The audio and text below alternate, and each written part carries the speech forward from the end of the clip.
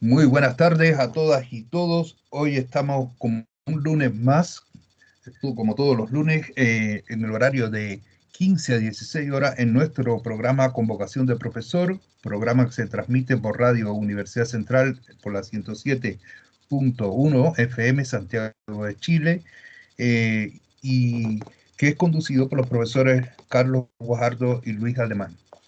Hoy tenemos un invitado bastante especial, un invitado que en partes de la casa, porque es profesor de nuestra licenciatura en educación, un programa que ha tenido mucho éxito a lo largo de los años y que, bueno, que actualiza mucho a los profesionales, que siempre tenemos que estar en formación en temas como el que hoy vamos a tratar, que es un tema, por lo menos desde mi punto de vista, un tema trascendente y un tema que desgraciadamente no siempre se le da la relevancia que tiene. Mm, eh, bueno, ya estamos en una semana ya casi terminando el mes de junio, entrando derechamente, ya estamos en invierno con unas temperaturas tremendamente bajas, la lluvia se nos viene, eh, y vamos a estar, bueno, pensando muchas veces en las personas que no siempre tienen todas las condiciones para poder afrontar estas dificultades. Mm, sí, uno piensa mucho en lo bello que tiene este sur cuando llueve tanto, pero también piensa en lo tan bello que tiene para algunas personas que no están en condiciones de poder afrontar adecuadamente este clima tan negativo que viene. Y negativo también, o positivo, o un poco conflictivo, también están los temas políticos. Ya arrancó la carrera presidencial, ya tuvieron los debates por las primarias.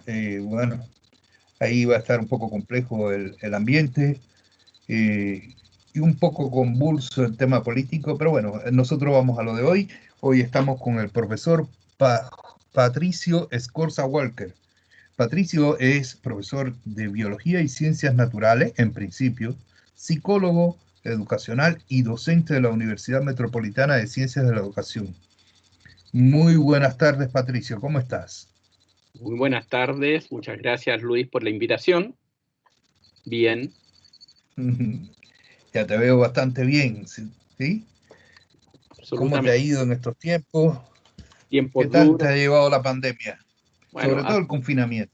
ha sido tiempo duro, difícil, como lo ha sido para todos y todas, y fundamentalmente quienes nos desenvolvemos en el ámbito educativo, pues también hemos tenido que lidiar con procesos absolutamente nuevos desde el punto de vista de la tecnología, lo que es positivo en términos de que hemos tenido que ir aprendiendo, por una parte, pero por otro lado también lo que ha implicado la dificultad para los estudiantes y las estudiantes, porque de una y otra manera nos hemos metido en su mundo privado. No, y Mm. eso ha cambiado un poco la interacción humana, y de una u otra manera sí, esta interacción ha estado, yo diría, afectada por las posibilidades que tienen los estudiantes y las estudiantes en términos de la comunicación, por un lado, y en términos de lo que significa la comunicación para quienes trabajamos en la educación, trabajamos en el aula, en términos de que la comunicación no solo tiene que ver con la vía comunicacional verbal, sino que la paraverbal y la no verbal. Y también aquello se ha demostrado a través de investigaciones que en un hecho comunicacional lo trascendente no tiene que ver precisamente con la vía comunicacional verbal, más con la paraverbal y específicamente con la no verbal, que tiene un 55% de incidencia en un hecho comunicacional. Así que con eso hemos estado eh, trabajando con todas las dificultades que esto ha implicado. Pero también tenemos que mirar lo positivo en términos de que nos ha obligado a ponernos en un lugar distinto y poder también abrir espacios, digamos, a aquellos sectores de la población que están tan alejados del centro, de los centros, y que por lo tanto les cuesta muchísimo acceder a las posibilidades de desarrollo del conocimiento. Sí, sí, coincido absolutamente contigo, totalmente de acuerdo que uno de los axiomas fundamentales de la comunicación propuesto por Václavic que dice que todo acto comunicacional tiene una dimensión digital y una dimensión analógica. Aquí vemos que la dimensión analógica, que es la fuerte, que es la que lleva más del 70% en el peso del acto comunicacional, se ha visto considerablemente afectado, eh, y nos reduce muchas veces, no solo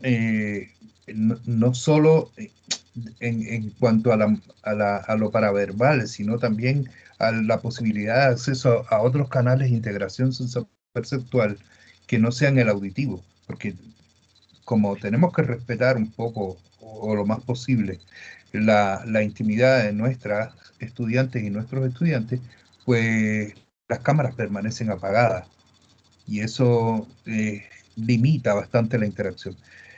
Como decías tú, lo positivo es que, bueno, que esto ha servido para que uno se esfuerce más. Hemos aprendido muchas cosas que yo, por lo menos yo no soñaba con aprender. Esto manejo de las plataformas y estas cosas para mí es bastante nuevo. Y, y bueno que ha sido así. Se han acercado un poco más los estudiantes a nosotros, nos han planteado eh, las dificultades, los malestares, los síntomas que despierta y que establece este confinamiento que ya es demasiado largo, porque se produce un agotamiento por confinamiento. Y qué bueno, esa es la parte positiva. Permíteme, porque quiero aprovechar a propósito de que tú haces alusión a Waslawick, que es la nueva comunicación, para también poder rendir un homenaje, por supuesto, a quien hace poco ha muerto como Humberto Maturana, pues Humberto Maturana participó en este encuentro de pensadores y pensadores que se llevó a cabo en Palo Alto, en California, donde junto a Varela, que había fallecido hace muchos años, participaron en todo lo que significó estas discusiones sobre el modelo de la nueva comunicación, como le llama Waslawi, donde indudablemente la comunicación no va de una emisora a un receptor, de un activo a un pasivo, todo lo contrario, sino que es una comunicación biunívoca. Aquel que es receptor es a la vez un emisor, y el que es emisor es receptor a la vez. Entonces eso cambia Claro. también en términos educativos esta relación que hoy día se ha visto afectada en esos términos. Mira, eso es muy interesante, el saber que Maturana y Varela estuvieron presentes en el grupo de Palo Alto es muy interesante, porque una de las cosas que a mí me llamó la atención cuando llegué hace 15 años a Chile fue el poco reconocimiento que tenía un importante investigador chileno como fue Claudio Naranjo.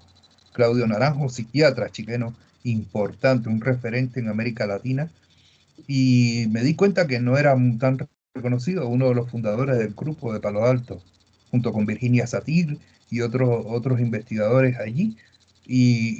Bueno, buena noticia, porque no sabía realmente no sabía que había estado en este rediseño de los modelos comunicacionales, que había estado el gran maestro Maturana, que había estado Maturana, bueno, a quien le rendí un homenaje porque se dedicó a una dimensión tan importante en el mundo educativo como es el mundo de las emociones, de los sentimientos, de los afectos, esta pedagogía del amor, todas estas cosas a las cuales él le hizo muchísimos aportes. Ojalá que los futuros profesores sepan recoger el legado que dejó Maturana. Eh, pero bueno, hoy quedamos en abordar un tema que es tremendamente importante y que tú vienes trabajando hace muchos años, que a mí me gusta, me gusta. De hecho, yo, muchas de las clases que tú haces con los estudiantes, y después yo veo las grabaciones y esas cosas, y me gustan los temas de conciencia, concientización, los procesos y todo esto que deriva en la temática de la condición humana. La condición humana. ¿Qué es esto de la condición humana? Y sobre todo, ¿cómo surge en ti este interés por abordar esta temática y qué relevancia tú le ves a este tema en la formación de los profesionales de la educación?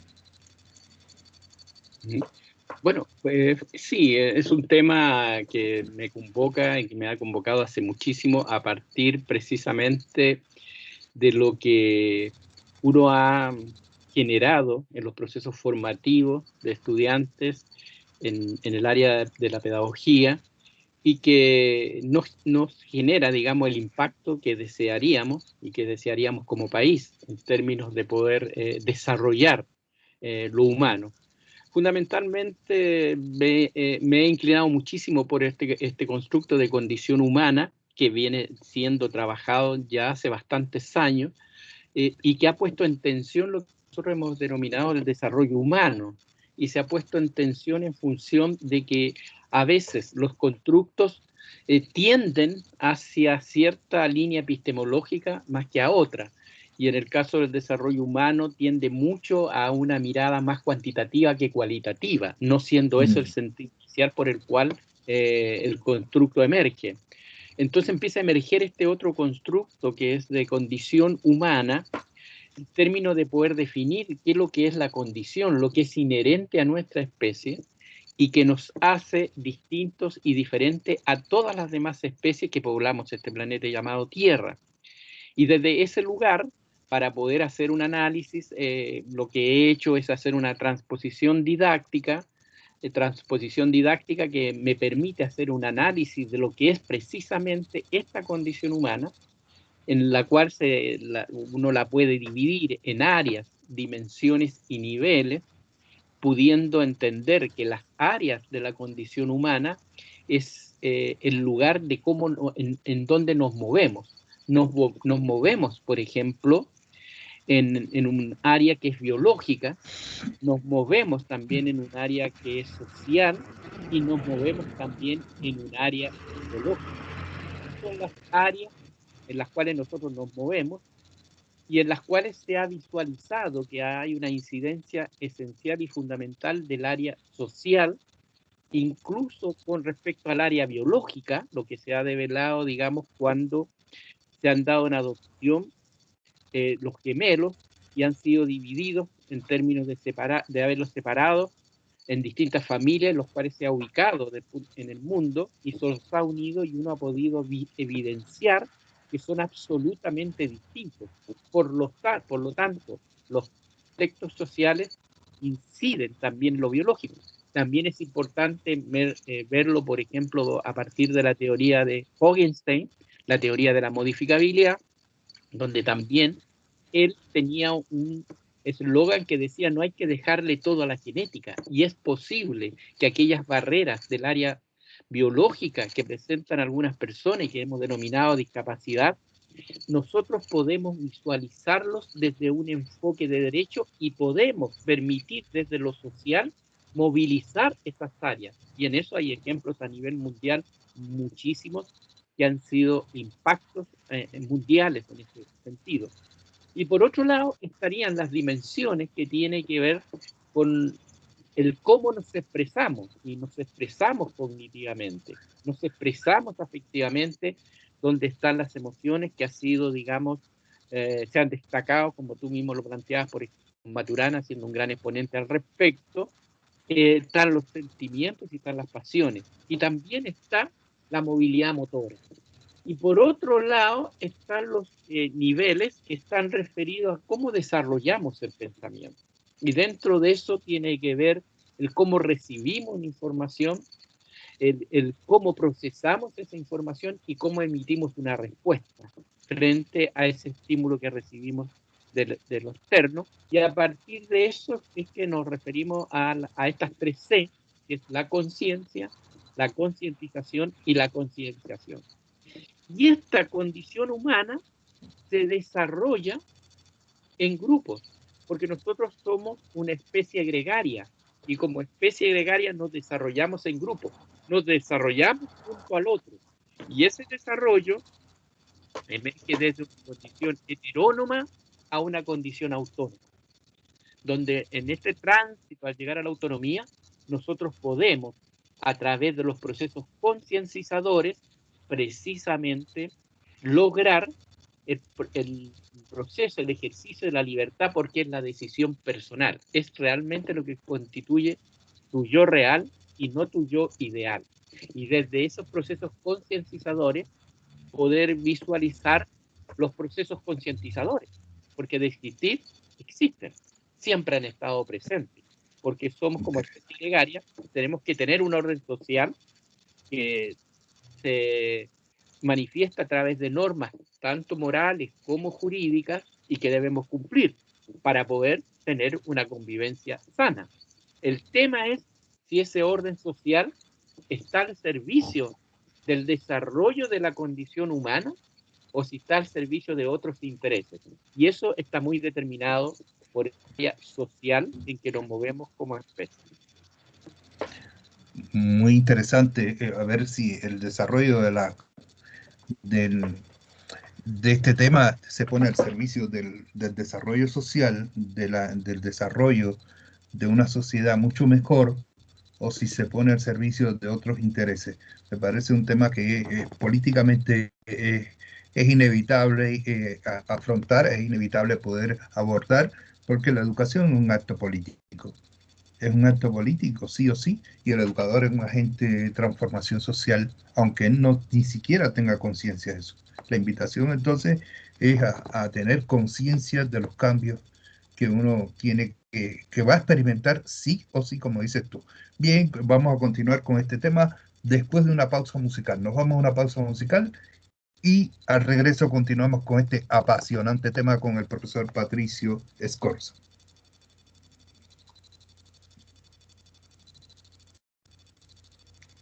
Bien, aquí estamos de vuelta en nuestro programa de los lunes, con vocación de profesor, un programa que se transmite por la 107.1 FM, Radio U Central, y que es conducido por los profesores Carlos Guajardo y Luis Alemán, hoy con el profesor Patricio Escorza, psicólogo educacional, profesor de Biología y Ciencias Naturales y docente de la Universidad Metropolitana de Ciencias de la Educación.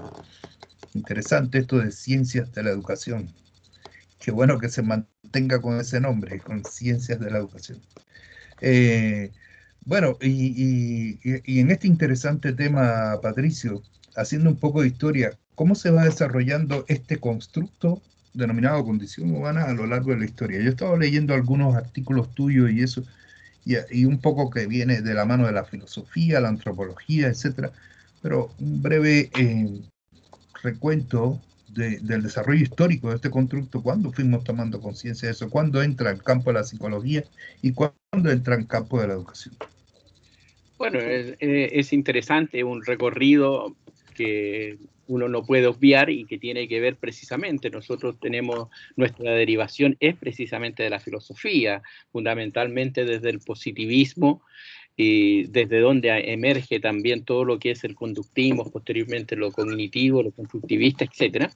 Pero emerge a partir del eje central de la filosofía, lo que ha transversalizado en el tiempo su hacer, y que tiene que ver el concepto del ser. ¿Qué somos? ¿Qué es el ser?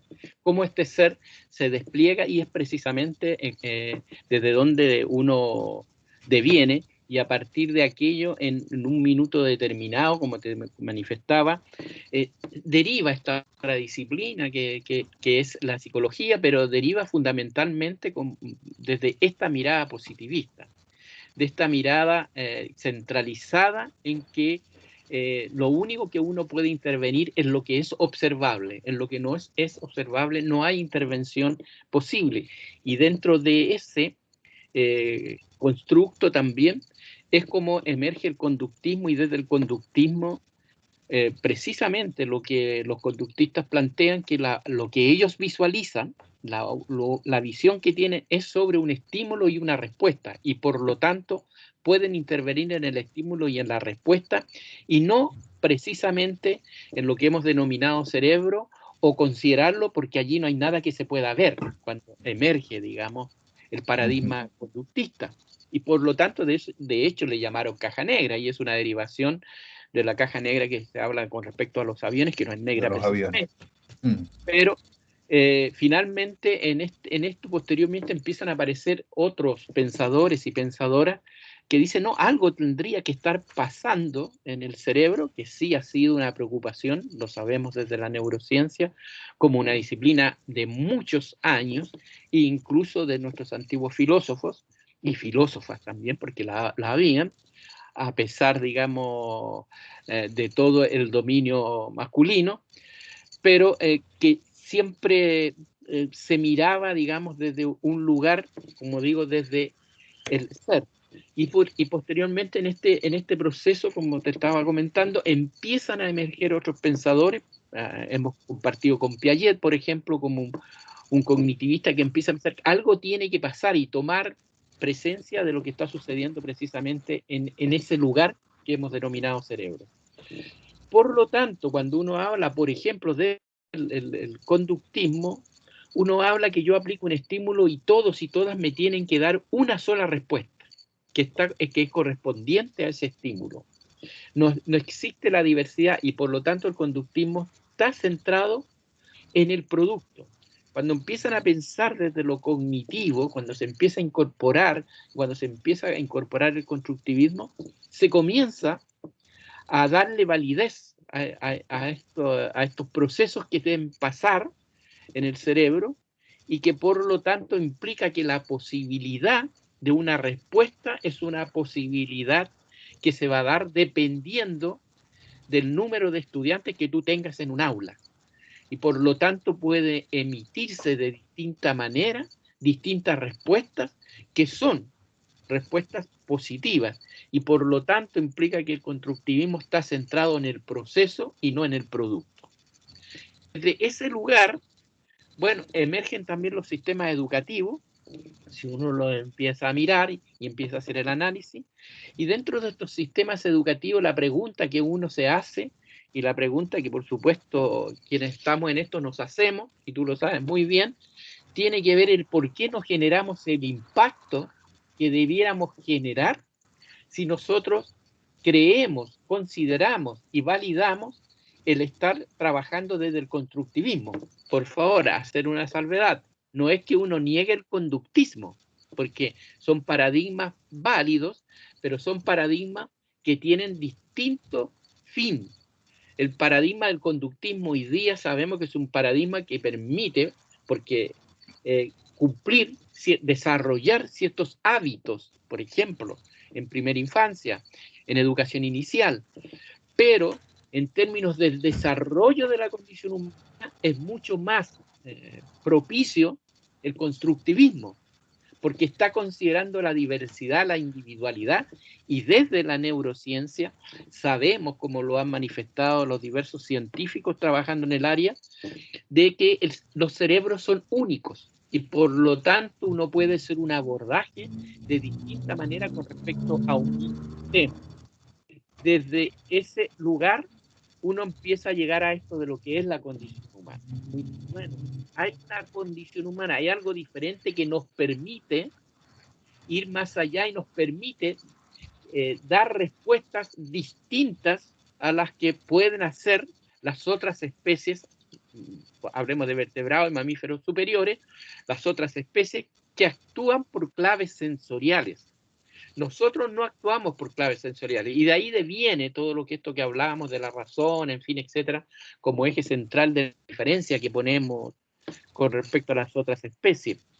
Nosotros tenemos una posibilidad de desarrollo distinto gracias a una evolución fundamentalmente del sistema nervioso central y por lo tanto podemos acceder a otra manera de poder entender, comprender y validar nuestro lugar en este territorio respetando a todas las otras especies tanto de flora y fauna en términos de lo que significa el cuidado planetario. Entonces, desde ahí emerge el concepto de condición humana y es fundamental para sentir que la condición humana es lo inherente, lo que es parte de esta especie y que le permite trascender a las otras y a los otros, y no por ello establecernos megalómanamente en términos de lo que hemos ido desarrollando, un proceso más autodestructivo. Por eso es tan importante centrarlo en la educación. Te entiendo. ¿Y por qué? Y tú señalabas que, bueno, que no, aún así nos cuesta trabajo poder, hablamos de constructivismo, hablamos de todos estos temas, incluso en el PI de muchas instituciones educativas está declarado abiertamente el constructivismo, y sin embargo, ¿por qué nos cuesta tanto trabajo nosotros poder llevar a la práctica y ser más, ser más consciente a la hora de tomar decisiones respecto al medio ambiente, respecto al reconocimiento de la diversidad humana, respecto a hacer carne la inclusión y no solo hablar de inclusión, que es un tema que para mí es importante, el respeto a la diversidad, la no discriminación.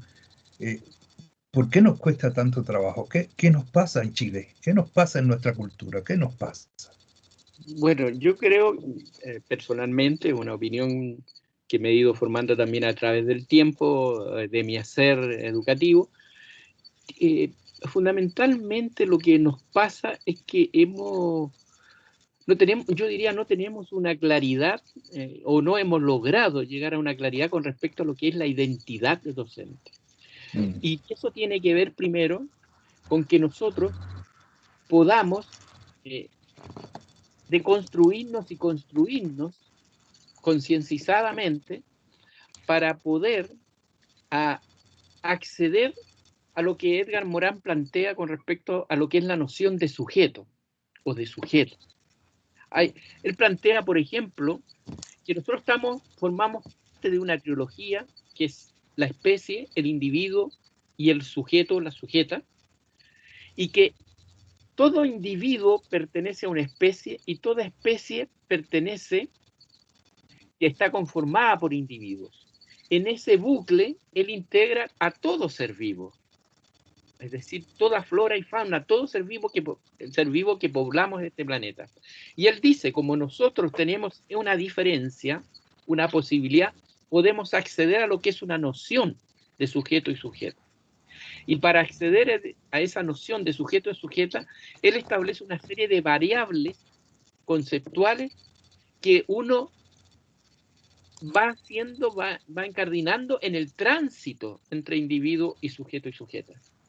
Y eso implica, por ejemplo, y él la sustenta teóricamente, como por ejemplo la autoorganización, que viene de la termodinámica, en donde todos los seres vivos somos autoorganizados, y eso nos manifiesta que todos somos autónomos, pero es una autonomía que hay que construirla constantemente.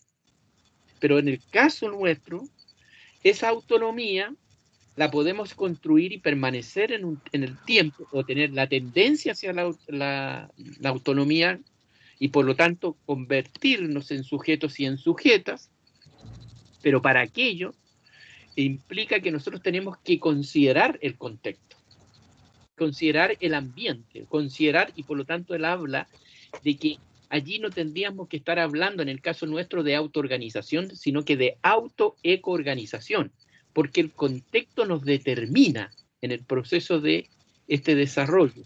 Entonces, lo primero que tendríamos que hacer es poder evidenciarnos en los procesos formativos el cómo nos constituimos como sujetas y sujetas, lo que nos va a dar una identidad docente que se refleja en la construcción personal de un discurso ideológico pedagógico, que es el que finalmente me construye como una sujeta o un sujeto docente que en mi hacer cotidiano y en mi hacer educativo en el aula se va a develar.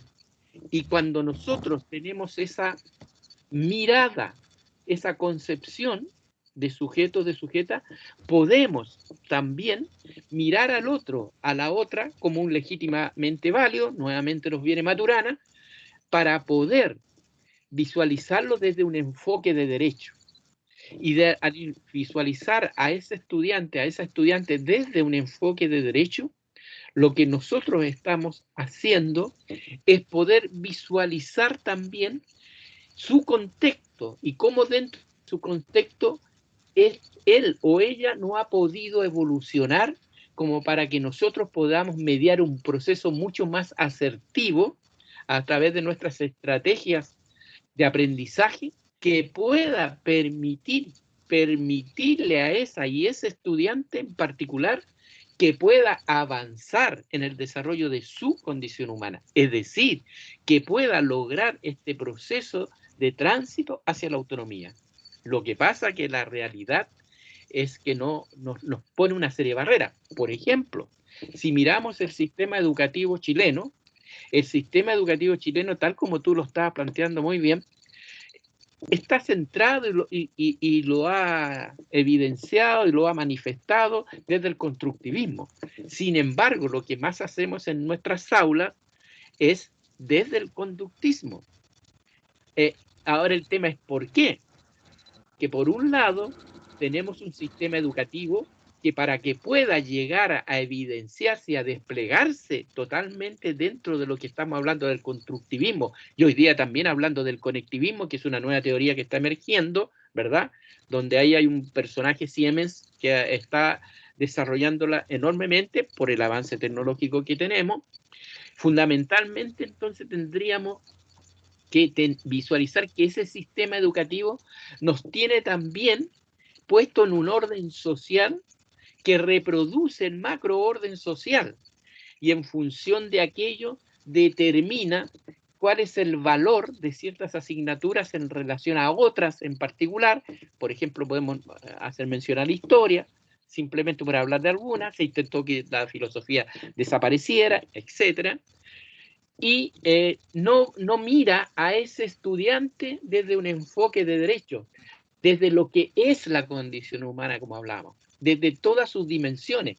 Por ejemplo, pensemos en la validación que tiene la educación física como disciplina en nuestro país. O sea, uno lo mira y el valor que tiene, que se le confiere a lo que significa lo motor, lo que significa lo corporal, lo que significa estas relaciones que nosotros desde la psicología entendemos muy bien como mente y cuerpo, por ejemplo. No, se trabaja, además también, si uno lo mira, absolutamente parceladamente, cada asignatura por asignatura. Cuesta enormemente llevar a cabo procesos de integración. Entonces, hay una serie de dificultades que el sistema educativo chileno nos pone para poder facilitarle a los educadores y educadoras que puedan, primero, visualizarse y validarse como formarse como sujetos y sujetas docentes que posteriormente van a mediar procesos para que esos estudiantes y esas estudiantes puedan también acceder a esa noción de sujeto y de sujeta, de manera tal que puedan avanzar en este desarrollo de la condición humana. Muy interesante, muy bien. Sí, me queda bastante claro y ojalá que yo creo que por ahí van las cosas.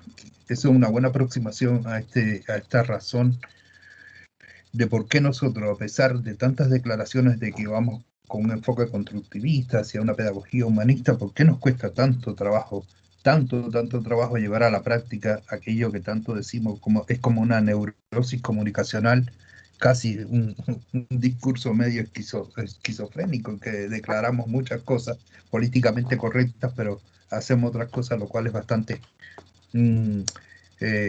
desajustado para el desarrollo del ser humano, para el desarrollo de la condición humana.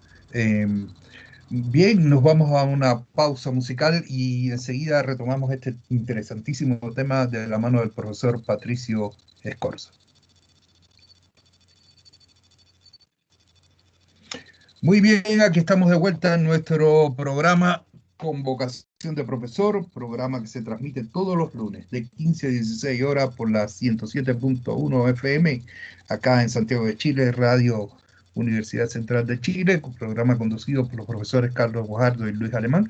Y hoy, muy especial, con un invitado muy especial, amigo personal, profesor de nuestra Facultad de Educación y Ciencias Sociales, profesor en la licenciatura, en el programa de licenciatura, el profesor Patricio Escorza, psicólogo educacional, profesor de Biología y Ciencias Naturales, y profesor de la honorable Universidad Metropolitana de Ciencias de la Educación. Bueno, yo me recordaba, me contaban que en un periodo de la historia de Chile, cuando, bueno, como siempre, cuando las dictaduras toman el poder, cuando se instalan los golpes militares, siempre van a la cabeza de los profesores. Y me vino a la imagen que me contaban de que una de las primeras instituciones que fue intervenida fue la UNCE, La UNCE siempre ha sido un lugar bastante particular, bastante destacado en este desarrollo de la conciencia. Creo que sus profesores, la mayoría, por lo menos creo que están trabajando bien en ese sentido. Ahora, oye, ya habíamos abordado un poco este tema que con esta opinión que tengo yo y que tienen muchas personas respecto a de cómo se desarrolla todo este tema al interior de las salas de clase. Pero te pregunto, Patricio, ya en nos va quedando un bloque cortito, ¿qué implicaciones puede tener el no abordar directamente y de manera transversal el desarrollo de la condición humana? Es decir, el hecho de que no se pueda cumplir con este poder de desplegar desde el hacer educativo todas las potencialidades que tiene, que tenemos nosotros como especie. Mira, bien importante lo que tú planteas. Y antes de eso yo quiero referirme un poquito a lo que decías tú, porque es cierto, nuestro sistema educativo es esquizotímico, no es integrado, en absolutamente. Y en términos de lo que estamos viviendo, en términos de la competencia, entonces cada profesor se rasca por sí mismo, por decirlo en términos Sí, coloquiales, cómo se defiende en el aula, en fin, etcétera. No trabajamos colaborativamente, etcétera, pero eso es parte de lo que el sistema nos ha impuesto. En función de lo que tú me consultas, sí, indudablemente tiene una trascendencia muy esencial, porque en el fondo lo que sucede es que simplemente nos quedamos como individuos y no como sujetas y sujetos. Y eso significa ser personas que podemos ser muy maleables, muy manejables, etcétera, etcétera, etcétera. Y el no desarrollar no desarrollar la condición humana implica que tú en el fondo no estás tomando las decisiones lo están tomando otros por ti, que la construcción de tu propia identidad no es tu construcción, es una construcción social de la realidad que ya ha sido instalada e incluso antes que tú vayas a nacer. Y por lo tanto, digamos, lo que hacemos es generar estos individuos. Y cuando hablamos de individuos, como te decía, lo plantea Morán, simplemente se está respondiendo a otros, a otras, simplemente se está funcionando desde un yo ideal, desde un deber ser, desde un proceso motivacional en las primeras infancias y en procesos concientizadores posteriormente, donde se me dice lo que yo debo hacer. Porque el tema es el siguiente, la conciencia es darnos cuenta de la información que nos llega. La concientización es lo que nos dicen que debemos hacer frente a esa información que nos llega o frente a una determinada persona. Pero la concienciación es un proceso de deconstrucción y construcción constante que permite que tú puedas tener una meta observación sobre la conciencia y sobre la concientización, de manera que tú puedas cuestionar lo que tú estás recibiendo como estímulo, que puedas cuestionar, reflexionar sobre lo que a mí me han dicho que yo debo hacer sobre tal situación o sobre tal persona, o finalmente tomar la decisión de lo que yo decido que voy a hacer desde mi lugar, desde mi mismidad. Y es precisamente lo que nosotros no logramos llevar a cabo en los procesos formativos a todo nivel, te lo tengo que decir, no solo a nivel de educación inicial, básica y media, también en educación superior, porque todos estamos transversalizados en ese sentido. Entonces, si no logramos encontrar estas vías que nos puedan permitir, y aquí tenemos que tener mucho cuidado y quiero hacerlo muy presente, porque también aquí lo que hacemos siempre es cargar con los profesores y profesoras, o sea, los culpables del sistema educativo, los culpables de que hoy día tengamos estos niveles, digamos, de conocimientos adquiridos en los estudiantes y en las estudiantes se debe a los profesores y las profesoras, no es tan así. Esa también es la justificación para poder mantener un sistema, como tú muy bien lo has planteado, esquizotímico. Un sistema absolutamente disgregado, escindido, porque esa es la esquizofrenia, es escindido y por lo tanto tú finalmente lo que haces, y que ya lo hemos visto si uno hace análisis internacionales, pensando en Hitler, en Stalin, por ejemplo, si uno lo piensa, uno empieza a seguir, se va quedando en este confort, en esta mirada, digamos, solamente de continuidad, siguiendo a un líder que a veces te conduce a los peores caminos de lo que implica la humanidad. No, me parece sumamente interesante. Oye, que ha sido una charla muy, muy interesante. Nos vamos mira, a una breve pausa musical y al regreso vamos a ver qué recomendaciones le dejamos para fin de semana a los radio oyentes. Nos vamos a una pausa musical y al regreso continuamos y cerramos este tema con el profesor Patricio Escorzo.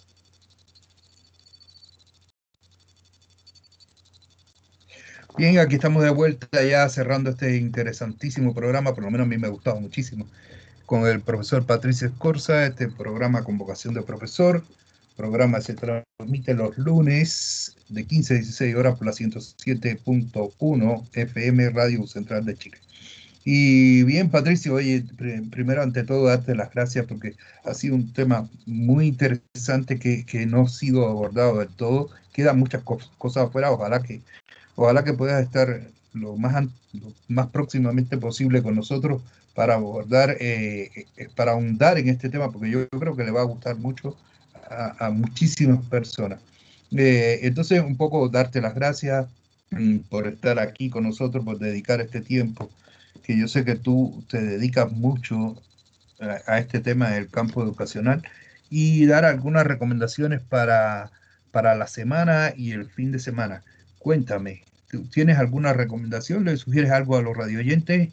¿Alguna Eh, serie, alguna película, algún libro? No sé, lo que se te ocurra. sí, mira, yo recomendaría, porque es muy importante primero y central, el que uno crea en sí mismo, que crea en sí mismo, que puede lograr siempre avanzar y desarrollar todas sus potencialidades. Yo recomendaría el documental ¿Y qué sabes tú?, que está en YouTube y que se puede acceder y que está también traducido o está subtitulado en español. Es muy importante porque apunta precisamente a esta mismidad, a cómo nosotros se nos ha educado para poder hacernos ver que de sentirnos como que no podemos avanzar, que no podemos desarrollarnos. Y esa posibilidad siempre está de acuerdo a la plasticidad cerebral, hasta el minuto, el segundo antes de que uno muera, y más allá no sabemos porque es un terreno que desconocemos por el momento. Bien, yo también me quedo con esa recomendación. ¿Y qué sabes tú? Es un documental que está en YouTube. Yo lo he visto 2 veces. Yo también se lo recomiendo absolutamente. Y muy importante el llamado que nos hace este documental y el llamado que nos hace nuestro querido profesor Patricio Escorza al desarrollo de la conciencia, ¿sí? Este tema de la conciencia, concientización, son temas que son importantes, que pocas veces se abordan, poco se habla de eso. Estamos inmersos en un mundo lleno de propaganda superflua, de una televisión que muchas veces uno no quiere ni ver, de una prensa que muchas veces en vez de publicar cosas que sean constructivas, está publicando noticias que son estupidizantes para el ser humano. Entonces, muy agradable meternos en estos temas que nos hacen pensar en nosotros mismos, en cómo construir un mundo mejor, primero construyéndonos y resignificándonos a nosotros mismos. Muchas gracias, Patricio. Ojalá que estés pronto por acá. Gracias por la invitación, cuando gustes.